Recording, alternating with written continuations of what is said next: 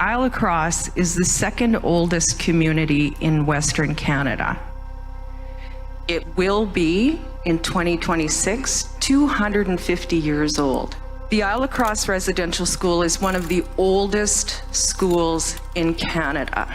So when you think about that and you put it into context, over 100 years and 6 to 7 generations of harm in that school. And it didn't just affect Île-à-Crosse. You look to our communities in Northwest Saskatchewan and you see the harm. You see the suicides. You see the abuse of drugs and alcohol. You see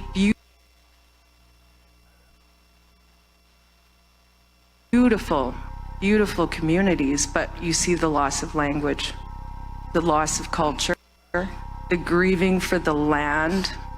That was as a result of this residential school that has not been acknowledged.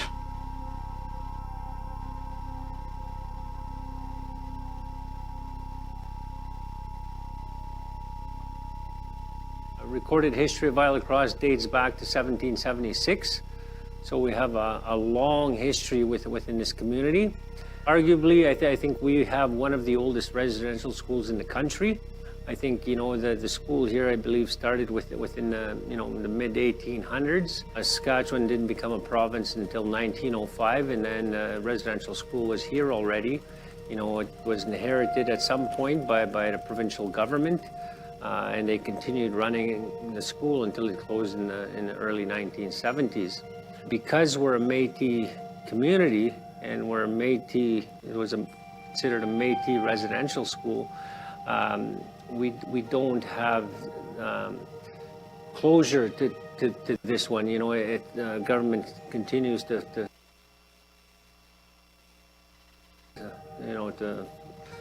fail to recognize, that this school existed and it was a residential school, and students from around the region were coerced or forcibly, brought to Île-à-Crosse. The rules were no different than what the Indian residential school, because Beauval is right next door to us. And Beauval, I know that for a fact, a lot of our survivors actually went to both places. And same thing with supervisors, they exchanged supervisors from Beauval. Beauval got recognized, we didn't. And so the agenda was the same. Take the culture out of the child. That's the agenda. I mean, this has been an ongoing conversation for decades. And when I worked with the Truth and Reconciliation Commission, we heard this over and over again around how the Île-à-Crosse boarding school was not included in the settlement agreement. The commissioners of the TRC said this is a barrier to reconciliation, that these survivors are not being treated equally or fairly, and that needs to happen before we can further reconciliation in this country. And so here we are, we fast forward, it's, how many years since the TRC issued its final report, 7, 8 years now, and we're still in that situation. And for us to have full reparations for reconciliation, the Île-à-Crosse boarding school needs to be recognized, and these survivors need to be compensated.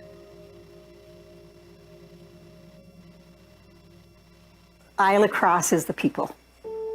It's those that live here, those that have been here, and those that come home to Île-à-Crosse. It's a place we call home. It's loving, it's kind, but it does have its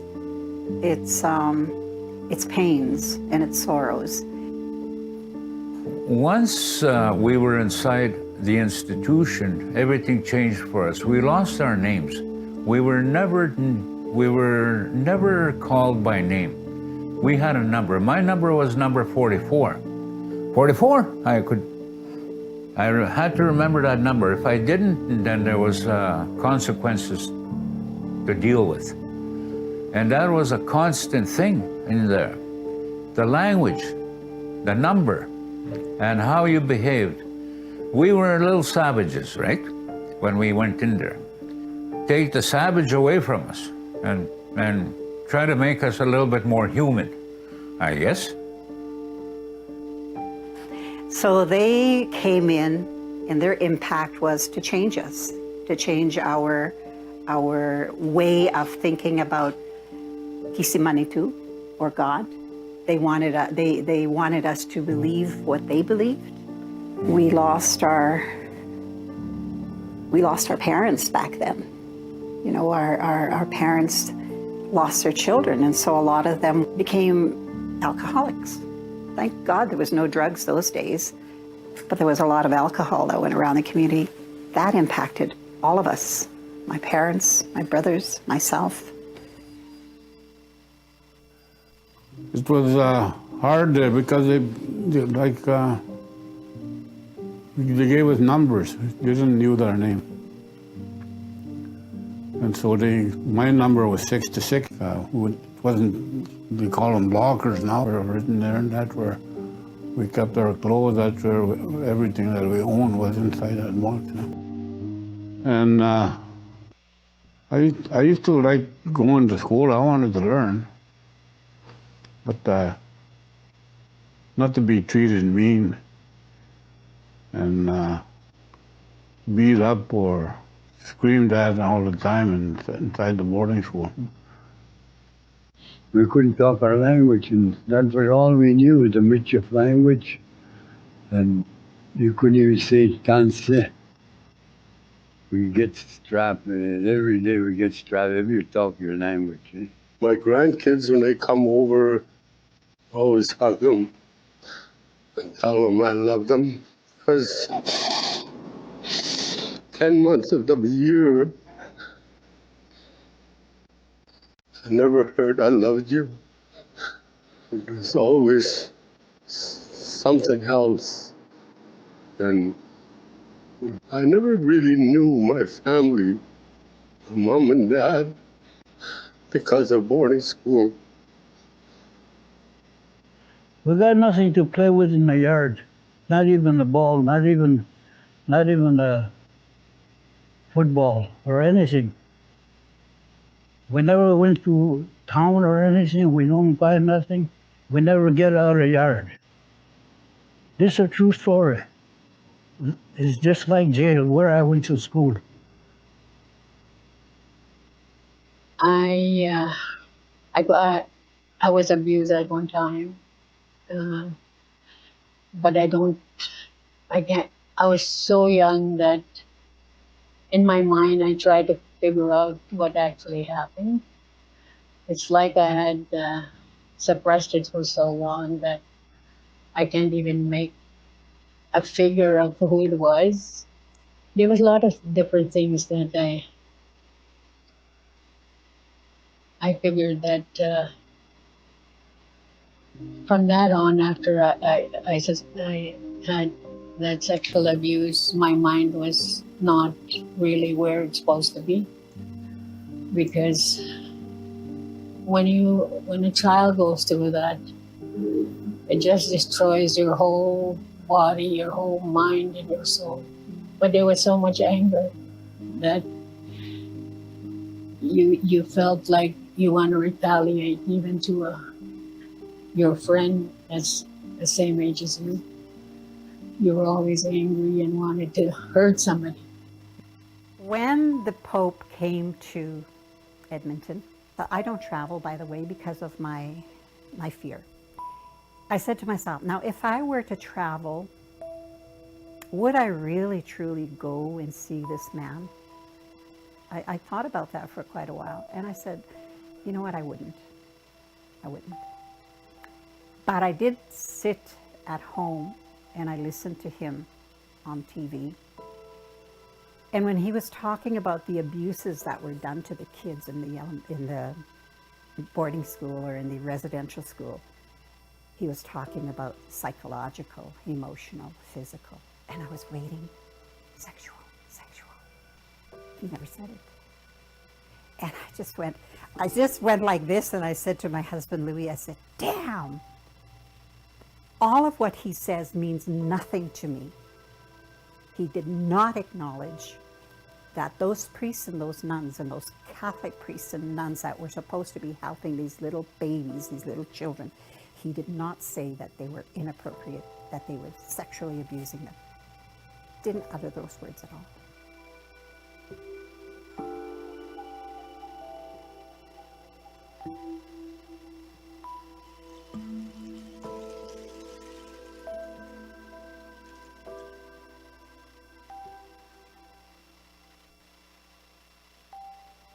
The apology was something that many survivors needed in their own personal healing journeys.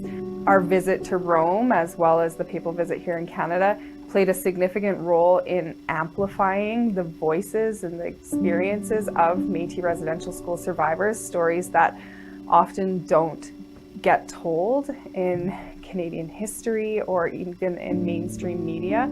And so we've taken steps forward in making sure that people understand that Métis did go to residential school and that there is still so much more work to do. However, in actual, like I say, tangible actions towards justice, we still have a lot of work to do. Any outside agency that doesn't understand identity, culture, values, and language are not going to be able to give proper support. Kispinigunan ke kagtak mechik kaguwichi hiwichik muins tuhta mogtan sininani smart siya muingas tawtawichi ako. That's what I said in English and Cree. In regards to, we need the true support based on who we are as Métis people and First Nations people. That our communities, our elders are important. But if you give from the status quo perspective in regards to giving money, then the expectations are not what they should be based on our identity, culture, values, and language. Bringing people back to the land and bringing people back to those teachings that come from the land. And with that comes, language revitalization and connection to identity and who we are, right? Because anywhere you talk about residential schools in Canada, even around the world, you can look at this, where people are displaced for land, which equals money, natural resources, which equals money. That is the biggest factor that every government, every power that be is leaving out. Because, right, when we talk about compensation, the impact of culture and heritage, they don't want to talk about land, because that is the ultimate shift of power. And I think that is the biggest missing piece that we need to talk about. Yeah, I mean, one of the things that's really important, I think, for the survivors of Île-à-la-Crosse is that my mandate includes more than the Indian Residential School Settlement Agreement schools. That's how I interpret it. And so I want to make sure that survivors know that I'm here to help them and to hear from them and deliver their messages to the people that need to hear their messages. So one of the things I think most Canadians don't know is that these burials and the missing children aren't just at the 145 Indian residential schools under the settlement agreement. They're at these other institutions that weren't recognized. They're at hospitals, Indian hospitals. They're at mental health institutions, reformatories, all these institutions that were also operated by provinces. And so we need provinces and territories to commit to reconciliation and do what they need to do to release records to survivors and come to the table for have those conversations about what does reparations look like. And that needs to happen today. We can't wait 10, 20 more years. It needs to happen today. We need healing. We need lodges. We need healing lodges all over the north and in urban settings as well. We need more detoxes. We need more rehabs. We need our ceremonies back. A lot of healing comes from ceremonies, so we need sweats. We need just all of our traditional medicines back and all of that stuff to come back.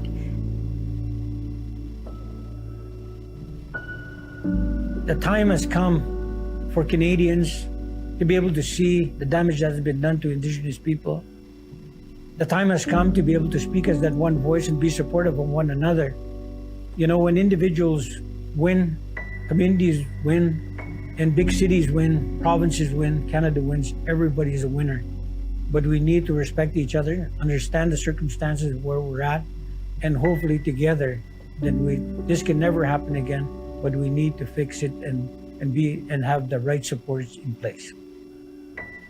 Immediately, what we need to see is actual recognition from the provincial government in Saskatchewan and the Canadian federal government that Île-à-la-Crosse boarding school was a residential school, and that the harms that were done to almost 7 generations of Métis children and First Nations children at that institution happened, and that their stories are true, and that it's the same harm that was done through the Indian residential school system.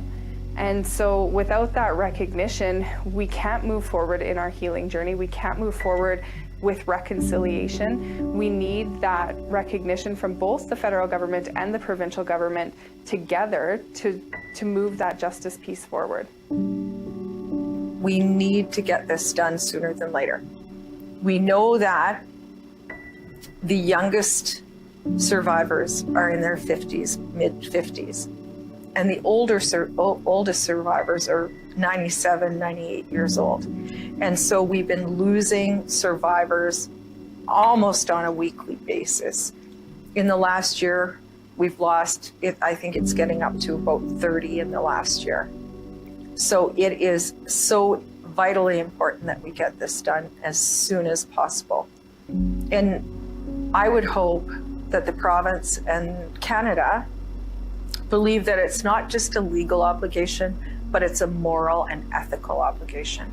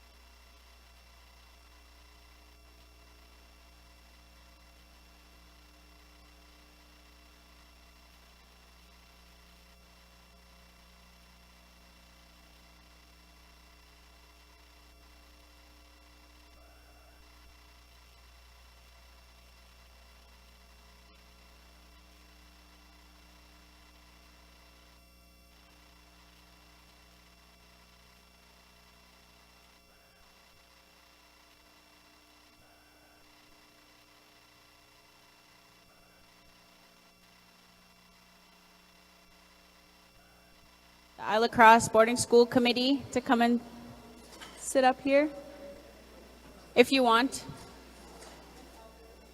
And elders, any elders that want to come and sit up here, you're welcome to come and join us.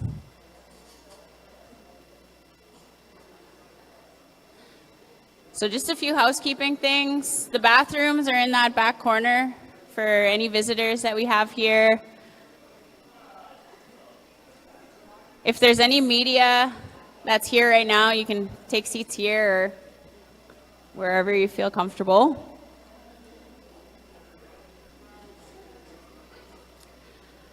Can we have Louis?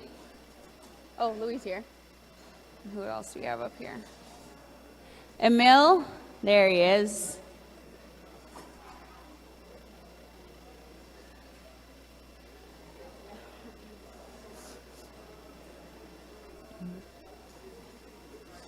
Auntie Marie, you want to come sit here?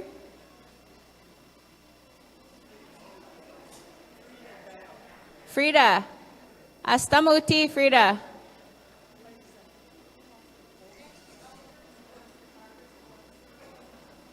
Any elders or survivors that want to come and sit up here, ask them.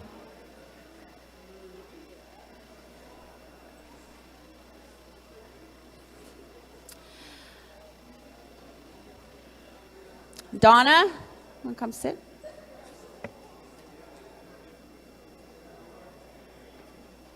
Yeah, bring them.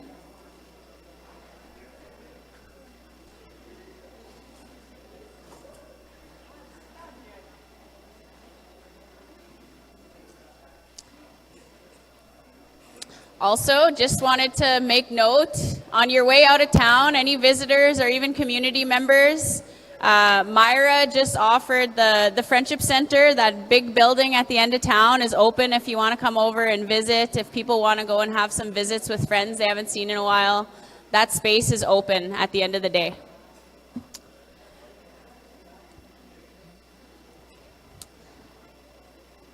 All right, I see a few more faces looking at me like they're going to come up. Yep, come on, don't be shy.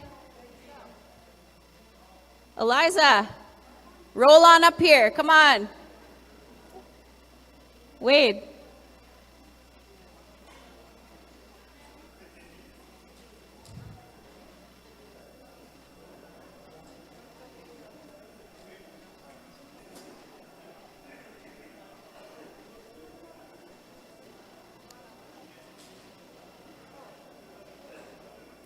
So these are Île-à-Crosse's single ladies. Just kidding. Frida waved her finger at me. I better be quiet.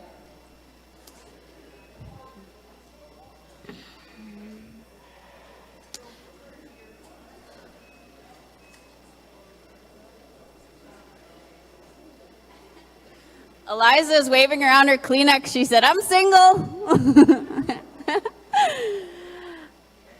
Okay.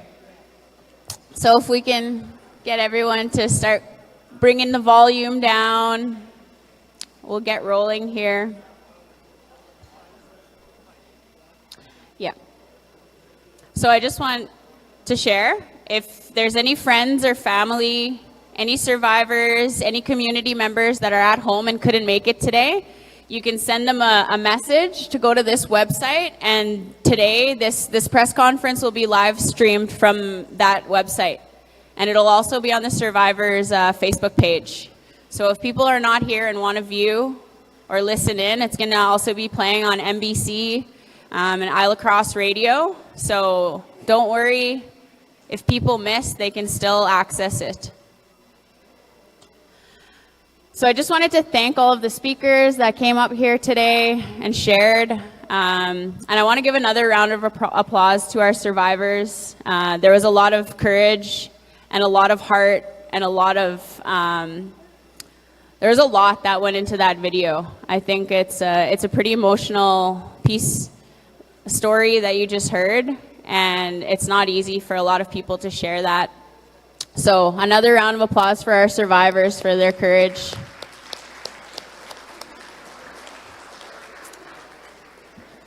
Okay, and so we have a panel here. This panel has been to the United Nations, to Rome, all across this country trying to seek justice for this case, and now they have an announcement. So I'd like to open the floor to our two survivors here, Antoinette Lafleur and Emile Janvier. They're going to open the day with a prayer in Cree and Dene. You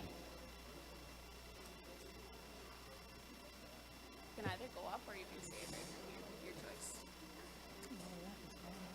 Yeah? Okay.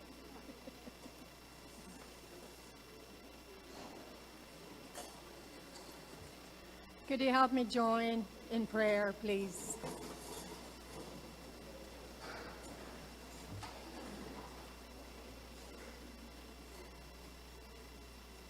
Nista. Datigiste wenegwanista. I'll be 83 years old this year. And surprisingly, I have been all over. One day I got a call, and someone said, "Do you like to go to Rome?" And I said, "Where in the hell is Rome?" But I did go. And I sat with the Holy Father, like this, so close. And I told him my story. And you could actually see a little tear beside his, in the back of his eye, right here.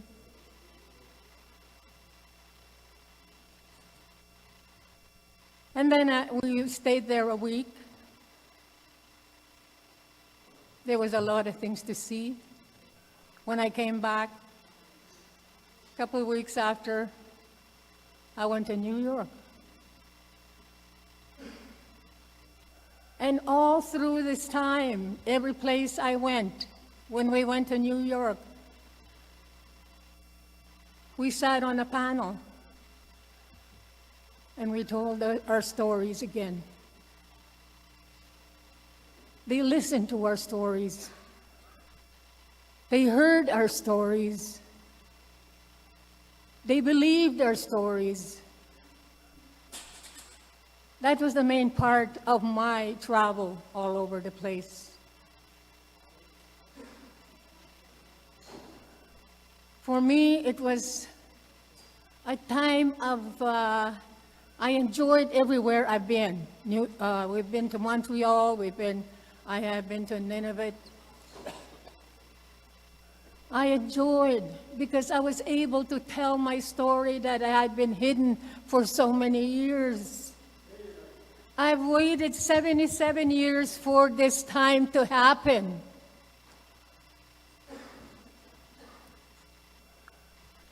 I get really emotional when I was hearing the stories there because I couldn't actually tell my story to my children.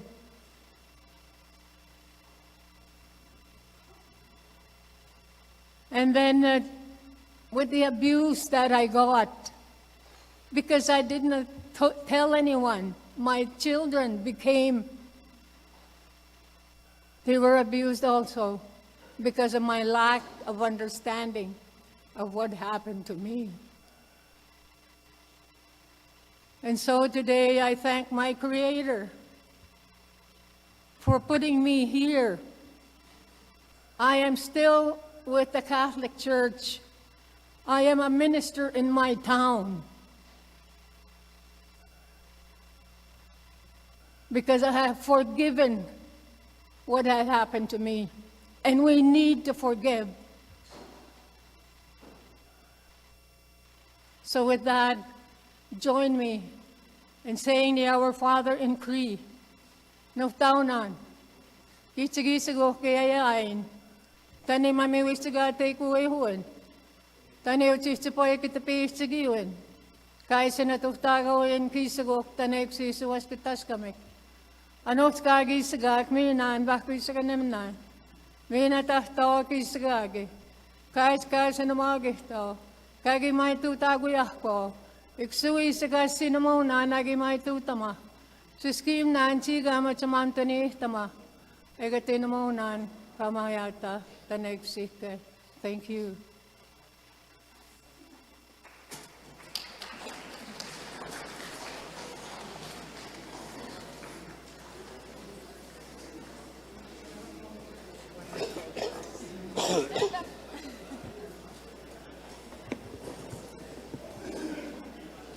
Good afternoon, everyone. It's a great day. See a lot of familiar faces, and I'd like to thank the Métis Nation, the executive, and the lawyers for making this day happen. Like 70 years ago, I landed where we stand right now after we were kidnapped, my brother and I. And all these years, we've been fighting just to get recognition like we talk truth and reconciliation, we're telling the truth. But how do you reconcile when nobody wants to accept you as a person? But today, I'm happy, and also for everyone that's here. And I will say a prayer in my Daniel language, which was the devil's language when I was brought here. But today I still practice my religion. I ask the Creator to bless us all, and going to the Catholic Church is something else, but when you can both say, I can say I'm sorry for what they've done to us, but life, that was part of life, I guess. So I'm going to say a prayer and ask the Creator for forgiveness. Thank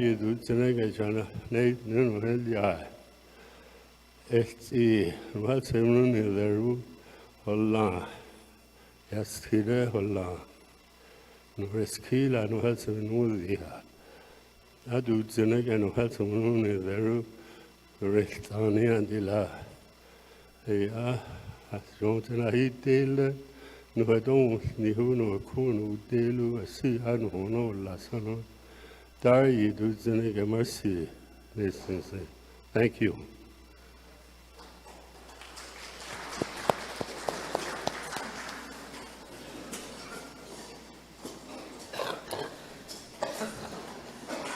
I'd like to put someone on the spot really awkwardly right now, but I can't find him. If Philip DeRocher is here, could you stand up for a second? He's outside? Okay, we'll get him when he comes back, don't worry.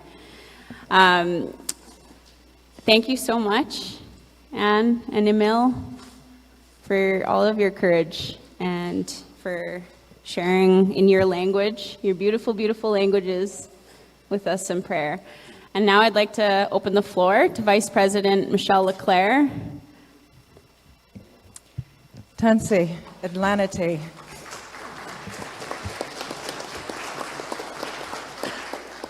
Thank you very much. Before I begin, I want to, of course, thank Anne and Emil for their prayers and opening this up in a good way. But I want to acknowledge a couple of people as well. Eliza, I don't see her now. Oh, she's over here, I think. Thank you so much for sharing your story, and Max for the prayer earlier.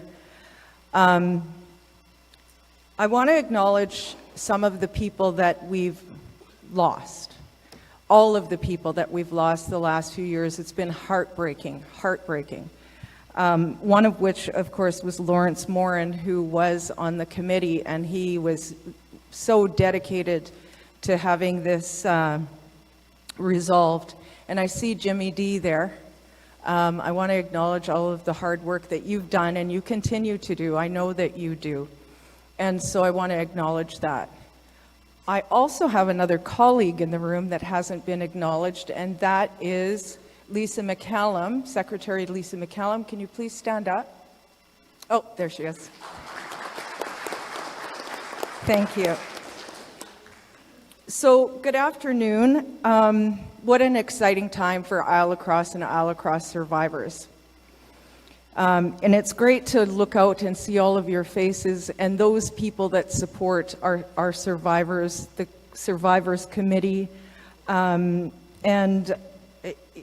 This is a really exciting day, but it's a sad day at the same time, because we've lost so many of our past or of our survivors. But it is a pleasure to be able to announce that we have an agreement in principle with Canada for the Île-à-Crosse survivors and their families. After 7 generations of harm, And we fought, you guys have fought for 20 years. I've only been on this file for 3.5 years, almost 4 years. But your battle has been a legal battle for 20 years. And, you know, someone was saying, I think it was Leroy had mentioned, you know, that's so important, your resilience and your strength to be able to do that. So Canada officially signed an agreement in principle last Wednesday, and we wanted to come and make sure that you were aware as soon as we could. So today's the day. The settlement claim in common experience compensation is a total of $27.3 million, and that will go to common experience payments to you and those survivors who have passed away previously. So the date is 2005. If you have a loved one that was that went to the school that was alive in 2005, you or your families can apply, or their families can apply for that money, because obviously that would go to their estate. So just remember that date, 2003, anyone that was alive then. Another common question that we've been getting, or people don't know, is that day schoolers are also included in this settlement. So if you were a day schooler, you're also included in this settlement. There is a $10 million legacy fund. And what's a legacy fund? And I know people have been talking about that. That fund is for community, whether it's a cultural program that somebody wants to run, whether it's a treatment center, you know, anything to do with culture, language, healing. It's a really open fund that communities and individuals will be able to apply and access money to help the community. Language revitalization, treatment center, that kind of thing. But I want to say that this is just the beginning of a fight. We've won this battle, but we haven't quite won the war. So with this settlement with Canada, it's exciting, but we still have a lawsuit against the Saskatchewan government, and we will continue with that. And they need to come to the table. We are sending a settlement proposal to the government of Saskatchewan. So we're hoping that they're going to see that litigation is not the way to go forward, that negotiation is the way to go forward. So in this settlement, Canada has sort of we'll take 50% of the blame. Saskatchewan needs to take the other 50%, and they need to compensate our survivors. And so if there's things that are missing right now in this agreement, we've put them into the other agreement with Saskatchewan. So we're really hoping that they're going to come to the table and negotiate and not put you guys through what you've all been through. And hopefully it'll come sooner than later so that our survivors get compensated before they pass away. The other thing that Canada is prepared to do is to apologize to Île-à-Crosse survivors directly. You know, their apology before, and I think somebody had mentioned Don Favel, was happy about it. But this is directly to you as Île-à-Crosse survivors and intergenerational survivors. The other thing that I want to make clear is this does not stop us from filing another action. This has just got to do with Canada. So in talking with survivors, they want the church to atone and be held accountable. This does not stop us from filing another class action suit against the Catholic Church, and with the apology that the Pope has made, I would hope that they would negotiate and not litigate. So it doesn't stop that from happening. There's been issues around families who have, can I use the Gardner family as an example? Their kids were taken from them and put in Île-à-Crosse school. They didn't want to be away from their children, so they left their land, and they lost their land. This does not stop us from pursuing an action against the federal or the Saskatchewan government around all of that land. And so it's something that, as I say, this is a battle, and we're going to win this war. We've, you know, nothing had happened on this file for 17 years. And the survivors decided they had the wherewithal and the strength to say, you know what? That lawyer's not working out for us. Let's hire somebody who knows what they're doing, and they're going to work for our community, and that's what our lawyers did. And so with that, I'm going to stop talking, and then after this, we'll open the floor for survivors to ask questions, and if we can answer them, we don't have the lawyers here, but we can try and answer whatever questions you have, and then if we don't know the answer, we'll talk to you more about that. So, Mercy Chow, thank you.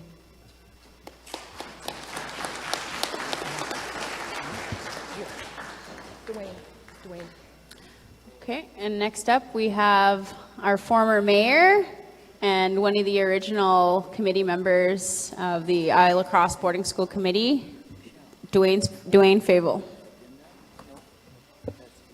Okay, Marcini Sanleitoan, thank you very much, Jordan. Kitamskat na ako kinaskom na ako kakio na sutagapita gohtig kakio na kumaga nakum sweet yuste. I'd just like to welcome everyone, survivors, friends, relatives from right across the region. I'd like to thank our community mayor, His Worship Buckley Boulanger, for hosting this event. And I'd also like to recognize some of the community leaders from around the region that haven't been recognized. His Worship Rick LaLiberty from Beauval. His Worship Tony Morris from Johns Bay. Métis local president Marlene Hansen from Buffalo. And I apologize if we didn't recognize any other municipal leaders, but welcome to this event. I guess I'll start by saying this is truly a historic event for the government of Canada to come to the table and sign on to an agreement to settle the Île-à-Crosse residential school. It truly is a very historic moment.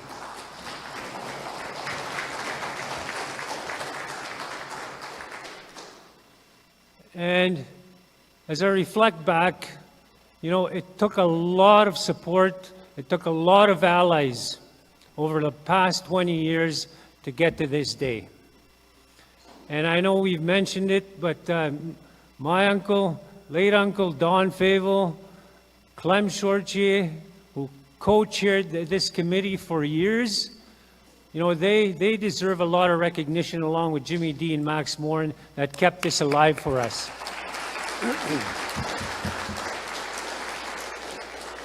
I remember one time my Uncle Don and Clem, they invited our bishop, Father Bishop Sylvan, to this event, and this room was full.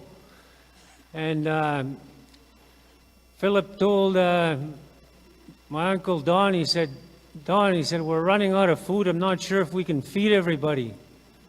My Uncle Don said, well, fill it up with water and feed them all. We had soup and bannock. But those are some of the things that we had to go through, you know. And I thank the people, our elders and our survivors, you know, that were adamant, you know, that we needed the same recognition as all residential schools across this country. My dad, Senator Jim Fable of the Métis Nation of Saskatchewan, who's in long-term care and has been there for the past 7 years, you know, was a survivor. And it's important for our kids to understand, the anger and the frustration of our parents and our grandparents that attended these schools. I sit here representing the day school survivors, the people that went from our homes to the school. And we understand that it's important that our kids, our grandkids, the intergenerational community understand, because they need to understand where we come from in order to understand where we need to go when we talk about truth and reconciliation, when we talk about wellness, when we talk about healing in our communities. And we have a lot of allies, and you've just seen the testimonies, from President McCallum to the Métis National Council President Cassidy. They've advocated tirelessly. And movement started to come when, Vice President Leclerc took this on as a personal journey, I'll call it. As part of her portfolio as the Vice President, she was adamant that this file was going to get settled. And we thank Michelle Leclerc for her tireless work.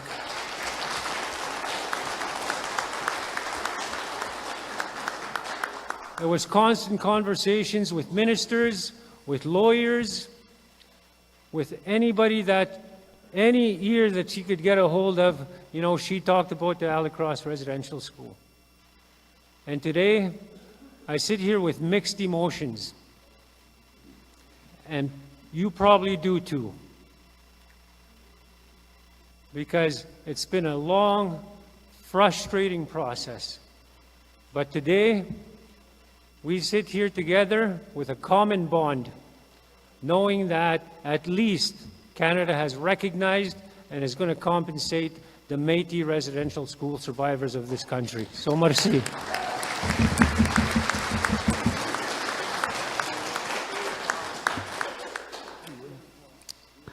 Thank you so much, Dwayne. I'd like to call up our next speaker, Métis local president and survivor Louis Gardner.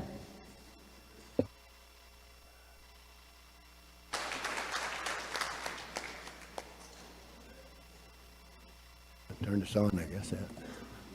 We're not used to these mics in Île-à-la-Crosse, so.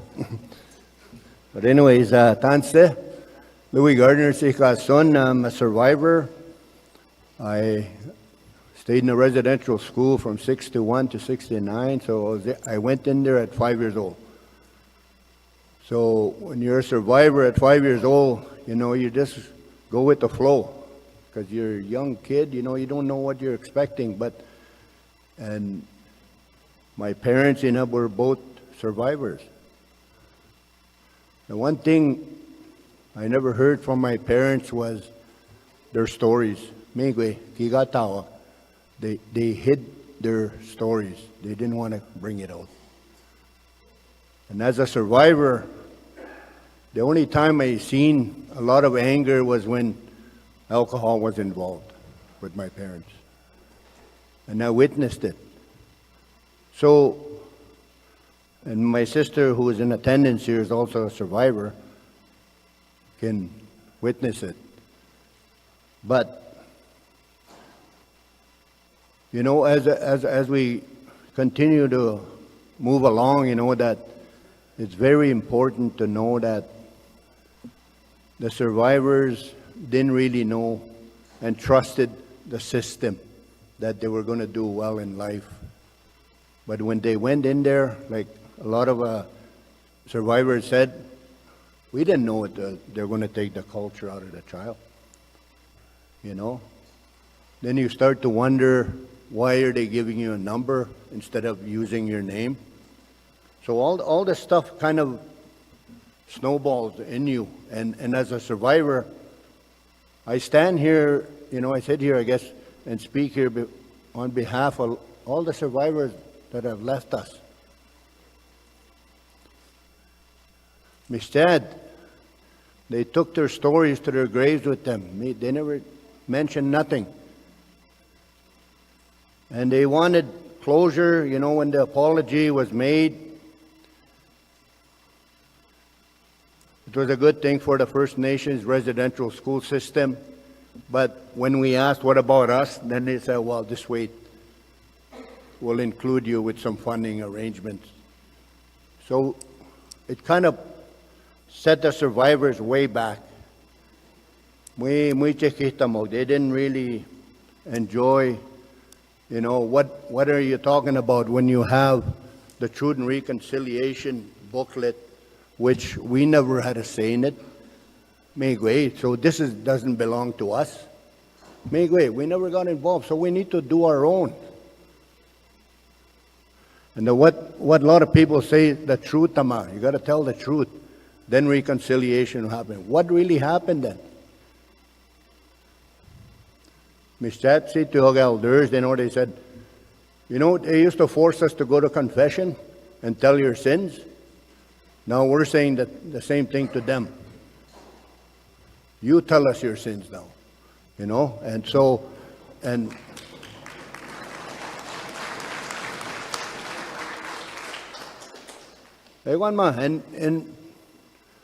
you know, when I joined the committee, and I was always a survivor, and I paid attention to when things were happening, and the fight was continuing.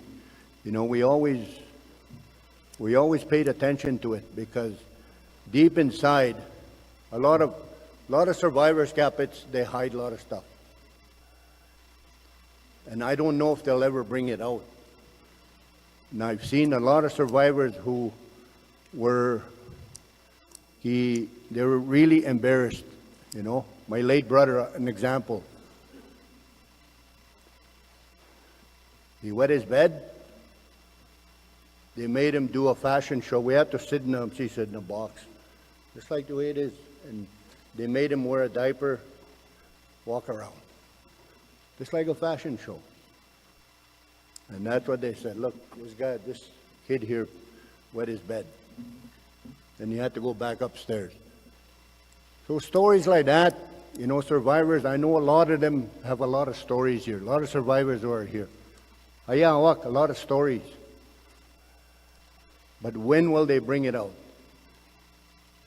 And that's why, see, agreements like this, to me, is that, you know, what the journey has to start. You know, our communities are hurting. Our young generation is hurting. So how do we start to fix it? And this, to me, there's a kind of agreement, and we hope that the province of Saskatchewan will do the same.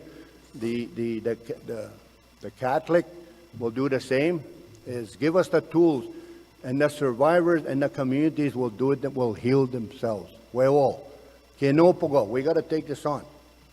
That's why I said, as 250 years old next year as a community, we did it. Now we have to do for the next 250 years. It has to be, survivors have to drive this with the communities. Very important that these agreements happen that way, because intergenerational. That's good. The agreement in 2003 was there. So my sister passed in 2002.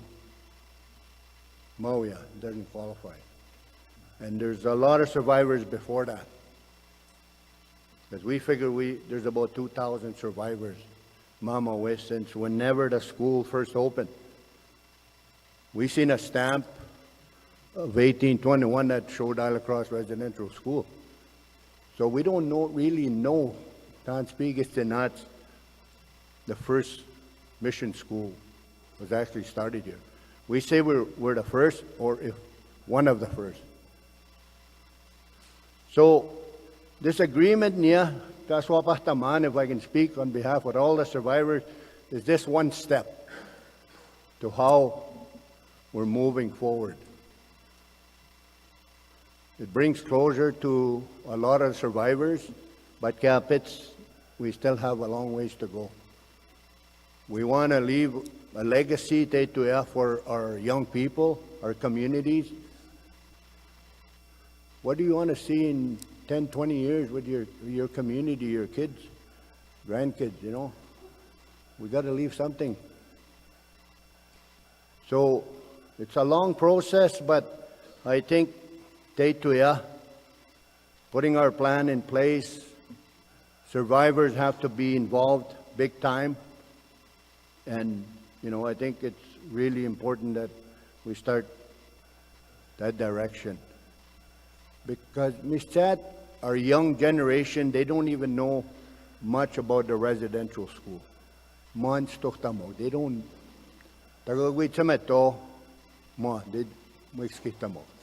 So we have to start explaining to them the education is important, land-based. We heard from the Gardner family how they were, you know, they had to move to town. And there's the same thing with the other survivors from out of town, from all the 10, 12 communities that were part of our residential school. So it's a journey, but I think it's a small step, but I think we need to continue pursuing and fighting and, you know, and really making a stand for this. As the survivors, I think we can be the leaders in how we heal our communities and the young generation. So, merci. Yeah.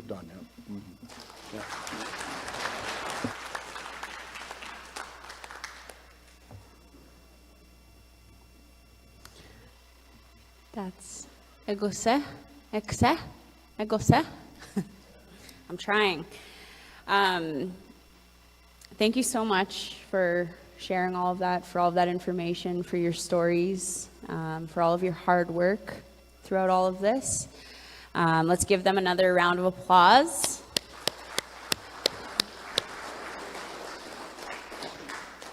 Philip, I saw you read my message and ignored me, so can you come up here, please? This guy, he leaves red receipts on his phone, and I'm like, I asked him, I said, come up here. And I saw him looking. You put it down. I know I'm probably going to make you very uncomfortable, but you have been, this person here has been the connecting piece, the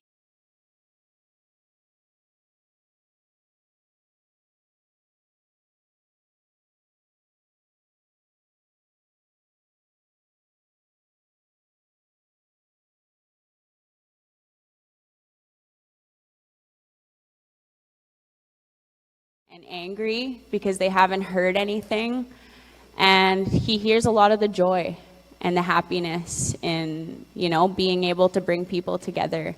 And this person has been one of the most incredible helpers to your cause. So I think we should all stand up and give this wonderful man a round of applause.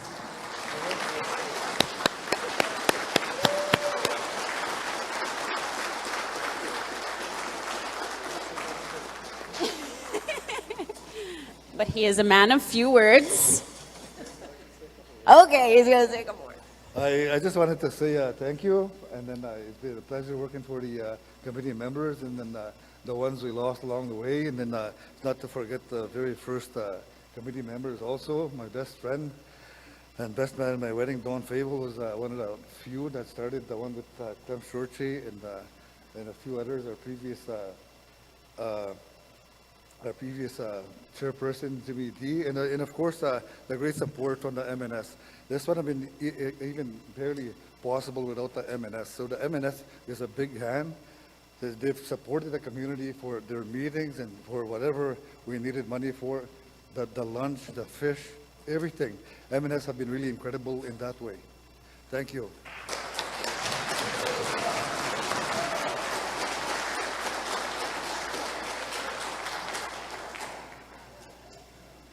Philip did remind me, the fish was donated by the Île-à-Crosse Fish Co. So thank you to the Île-à-Crosse Fish Co. for feeding us. And this is the part I think a lot of people have been waiting for, is to be able to ask a few questions. I just want to say I've witnessed the hard work that goes into the committee meetings and the conversations that have happened. And I think today is like a huge sigh of relief for people, because I think one thing that has been buzzing around communities is like, why is everything so private? Why is everything so secret? And I think it's just the nature of the work. And I think I can speak for the committee when I say it's probably a huge relief to be able to share everything that they know with you about what's happening here. And they've been working their little bannock bums off. So good job, you guys. Now we'll open the floor to questions. Jordan, before, I'm going to anticipate the first question. Okay. So I'm going to anticipate that people are thinking, okay, when are we going to get the money in our hands, right? So I'm going to ask Michelle Leclerc to address the timeline from here on in. Okay, so there's a little bit of a process that the lawyers have to go through. And right now, this is an agreement in principle. And so our lawyers and Canada's lawyers are working to finalize the agreement. We're hoping it's not going to take very long for that agreement to be finalized. And then what happens is, once it's finalized, a formal notice goes out to all of the survivors. So we know we have survivors that live in Alberta and other places. A notice will go out. It'll be advertised so that all survivors know that there's been a settlement. And then it goes to the Court of Queen's Bench, or King's Bench, sorry, Queen died. The Court of King's Bench, and the judge will look at it. We have a judge that is already assigned to us, and his name is Justice Wempe. And it will go in front of that judge. They'll look at it to see whether or not it's a fair deal for you. They'll be careful to look at all the clauses to make sure that our survivors are protected and so on and so forth. At that review, survivors will have an opportunity, actually, if you don't really hate it, you really think, no, this isn't good enough, you can actually testify in front of the court and say why. Or why not? If people think it's fair, they can actually testify at that point. And then, of course, in that meantime, the lawyers will be setting up trusts, those kinds of things. And I want to make it clear that all of the legal fees that are associated with this will not come out of your settlement. That is something that the lawyers will ask the court to tell Canada they'll submit their bills. And the court will approve or not approve them. They'll approve it. And Canada is responsible for paying their legal fees. It doesn't come out of any of your settlement, just so you know that. So saying all that in terms of what the process kind of looks like, we're really hoping that by midsummer that you'll be able to access your money. So there's that, it takes a little while, and the devil's in the detail, and sometimes the devil is the federal government, but anyway, hopefully by the mid July, early August, we'll be able to get money out to the survivors.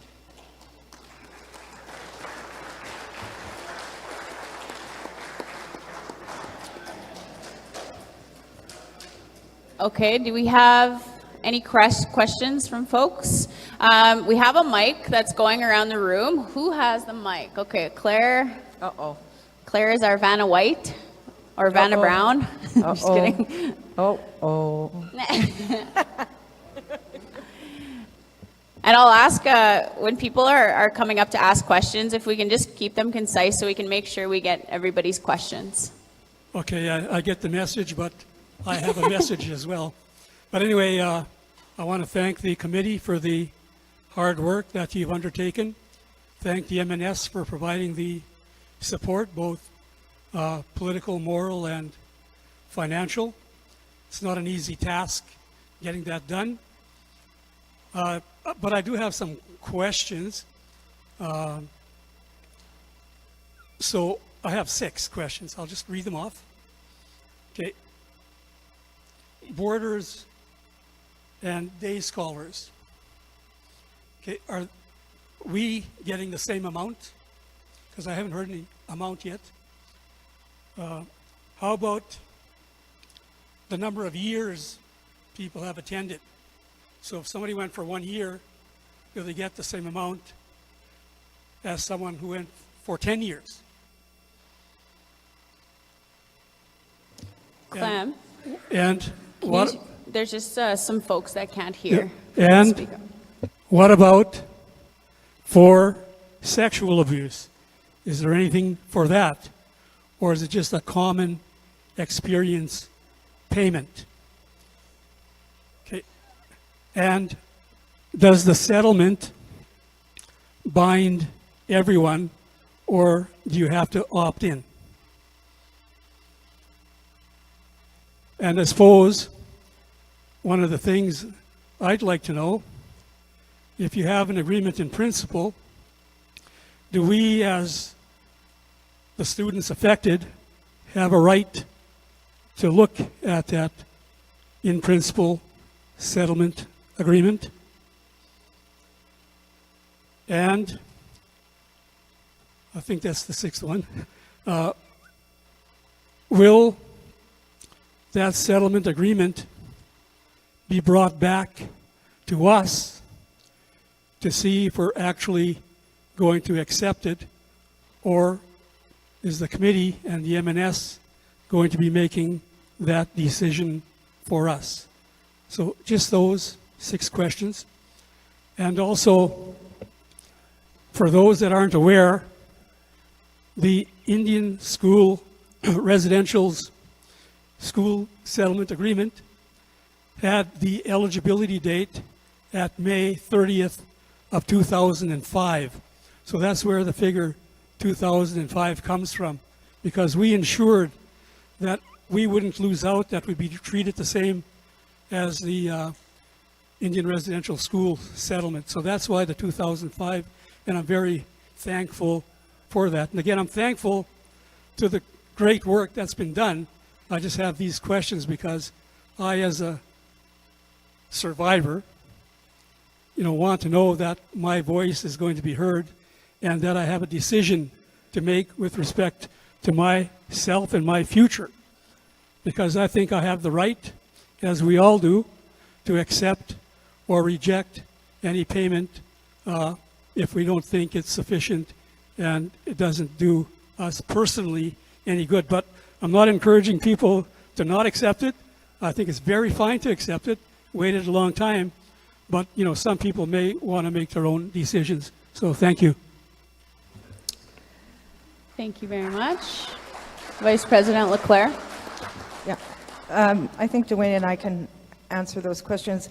Thank you, Clem. Those are really, really good questions. First off, I just want to clarify that I make no decisions on behalf of any survivor.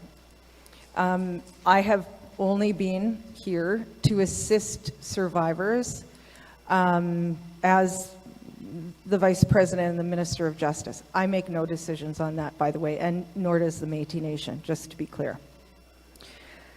You asked a number of questions. So to answer those questions, I'm going to start out by saying this. One of the reasons why Île-à-la-Crosse was not under IRSA, under the Indian Residential School Settlement, was because it was both federally funded and provincially funded. Well, it's one of the reasons. Why don't you get a mic, Clem, instead of shaking your head at me, and clarify what you think that is. Someone grab Clem the mic. Do you have the mic?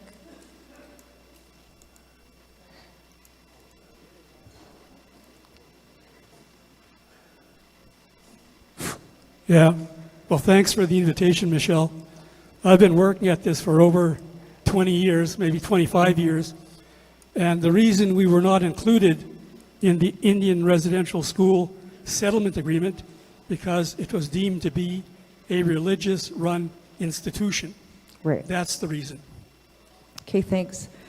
So part of Canada's argument then is because it was also provincially funded. And so when Canada came to the table, they felt that Saskatchewan had to also compensate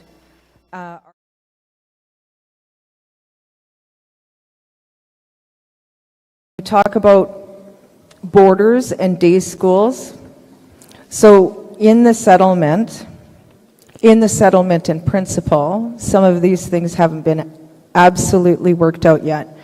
But in the settlement in principle, $10,000 if a survivor attended Île-à-Crosse for less than 5 academic years, $15,000 if survivors attended the Île-à-Crosse school for 5 years, for over 5 years, or more. And so that's to your first question. Did you want to talk about?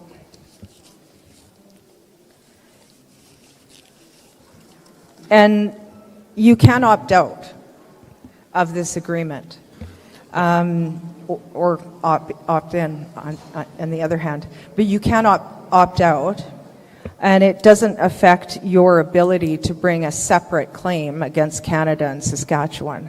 So if somebody really doesn't like the agreement, doesn't think it's enough, or what have you, you can opt out.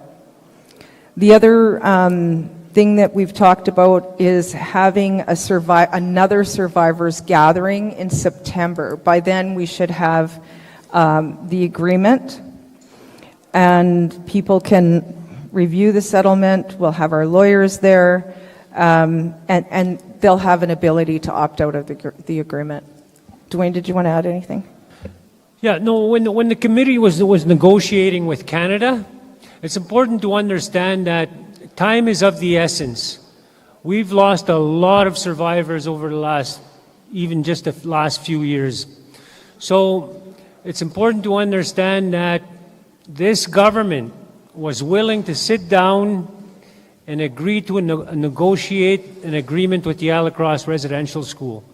There's no guarantee that if this government fell, that the next government would sit down at the table with us.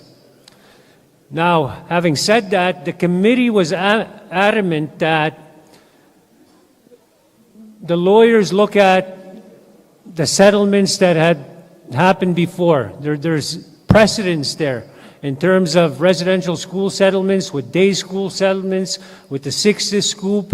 And what we asked the lawyers to do is we said, take the best of the best and put it in front of the government. Look at all those different settlements and make sure that we get a fair and equal agreement to what the other settlements look like. So they agreed to do that, and this is as close that we can get, and it's fair and it's equal to the rest of the Indian residential school settlements that have happened already.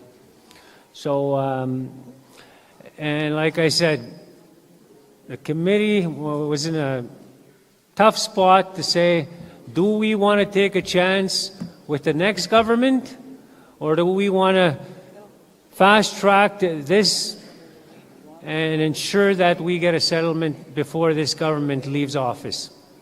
So those are some of the things that we had to process and think through before we said, okay, to the lawyers, go ahead, let's make this happen.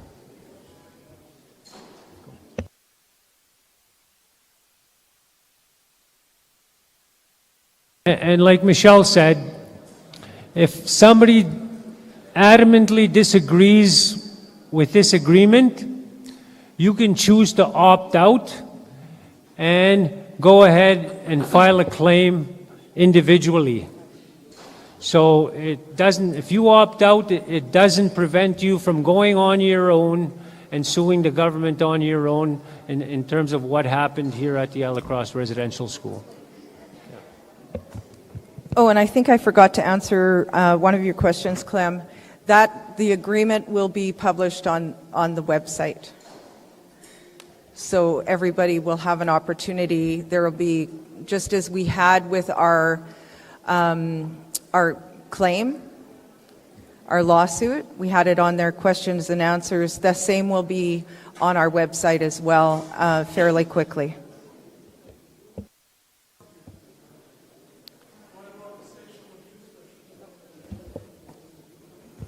Yeah, that's not part of this agreement, and the way that I'm going to answer you for that, without disclosing anything that I can't be disclosing, is that we have put a settlement offer to the province.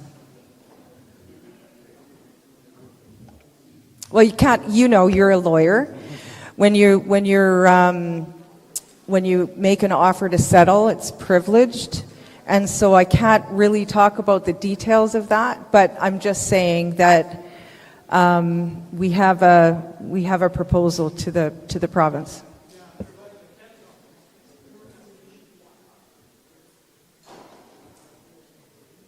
Sorry, do you want to go to the mic? And I can't hear what you're saying.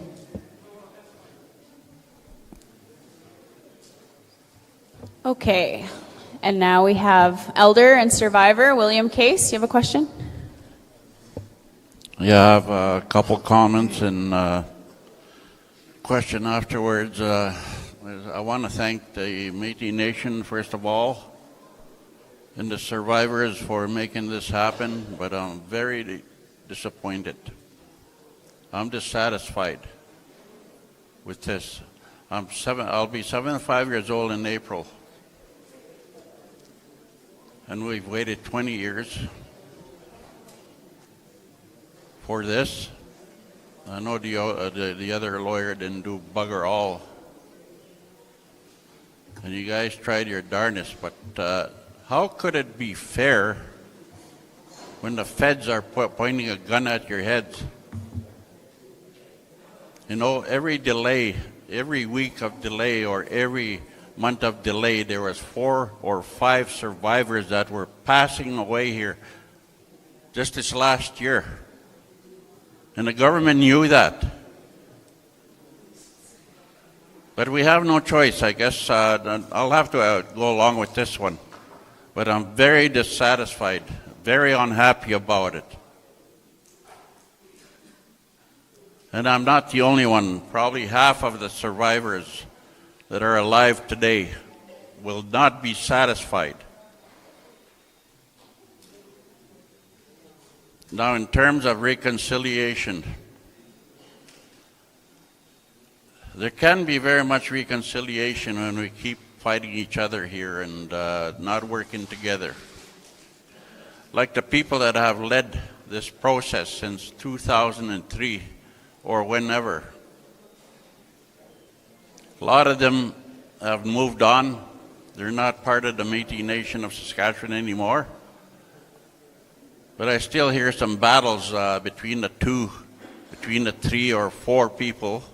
And that should not be happening. You should be working together. This is a political statement. We can't let that happen. You tell us that we want to reconciliate. We cannot. I'm so happy, Michelle, that you acknowledged Jimmy D.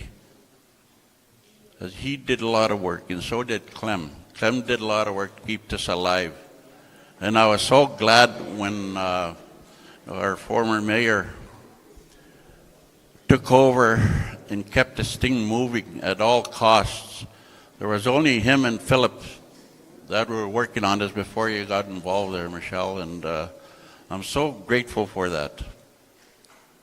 It's very nice to have people like that, especially Philip. He was up all hours, especially when he's going to go to a meeting and people know that they'll phone him at all hours of the day and night. So I just wanted to express my opinion. Thank God that it's come to this anyway, at least half and half again. It's like a Métis half-breed. 50-50, that's exactly what this is, this agreement. 50-50. Half-breed all over again, even though I got my my Indian status now. And I got my Indian status because of my identity. So this is not a Métis issue whatsoever, and I think everybody knows that. This is a boarding school in Île-à-la-Crosse that we did not get any compensation. We didn't get nothing, bugger all. We just had the minister come here and try to knock the building down and shed a few tears, then left again. I wish she would have gone further than that, because I really believed her too. But my question is, it's still going to stay at 2003 or 2005? 2003. 2003. It will stay at that. The court case was filed in 2005, and I think the way that the lawyer had explained it to us is it goes back 2 years. So anyone who is alive in 2003 will be able to apply for compensation if they were family members who have passed away. If they were still alive in 2003, their family can apply for their common experience payment. Okay, thank you for taking up your time. No, thank you very much.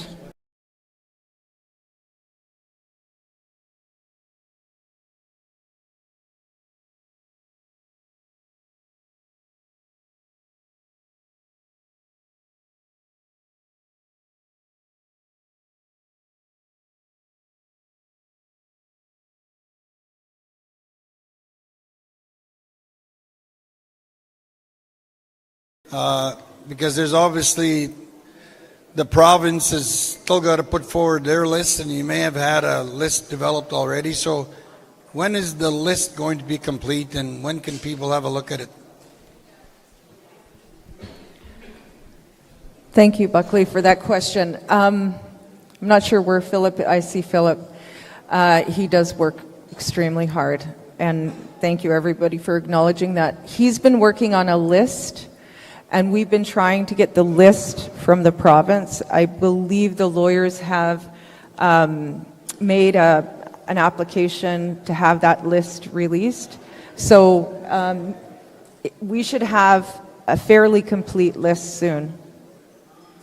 I can answer that. They'll use an official attendance list from the Île-à-la-Crosse School Division.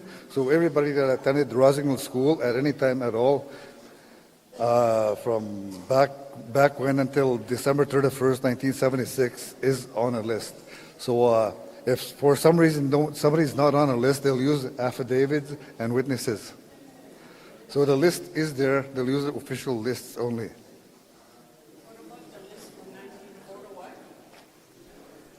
Well, I'm sure that the school division has an attendance list going back. I know they got lists from the 1950s.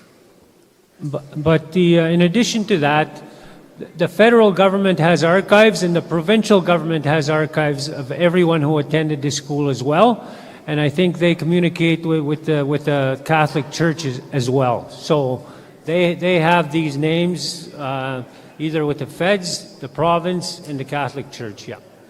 Yeah, and just to clarify, folks are asking the question. So, is there a plan to finalize a list of who is eligible, where the committee could put it online or take calls from family members and say, yes, you are on the list, or no, you're not on the list, based on the fact that the settlement is going to be resolved within the next 5 months?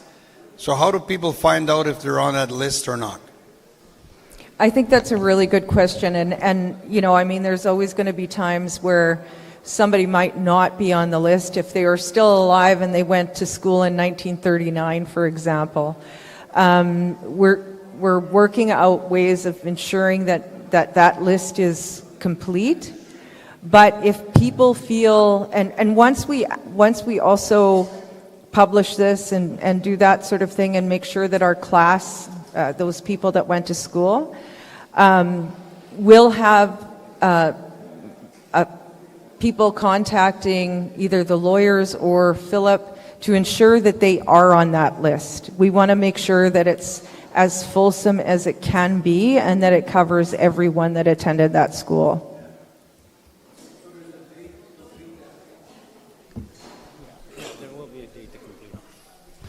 Yeah, obviously there will be a date to complete that. So, so when the committee meets with the lawyers after we know that this agreement is signed and it's done, it's official, and that won't be done until, like Leclerc said, that the courts have to approve it to make sure that we're getting a fair deal, and that'll happen in May. So from here on in, we'll start working on the details, including the list, and that's going to be really important. Yeah.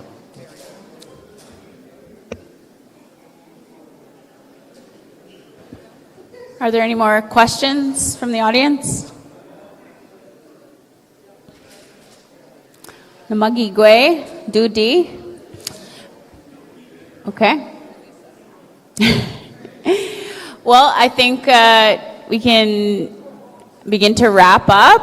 I'll ask our elders to give a closing prayer and send everybody off safe to their families. For any survivors that have attended, there's payment. I think Philip said that Liz has everything available there.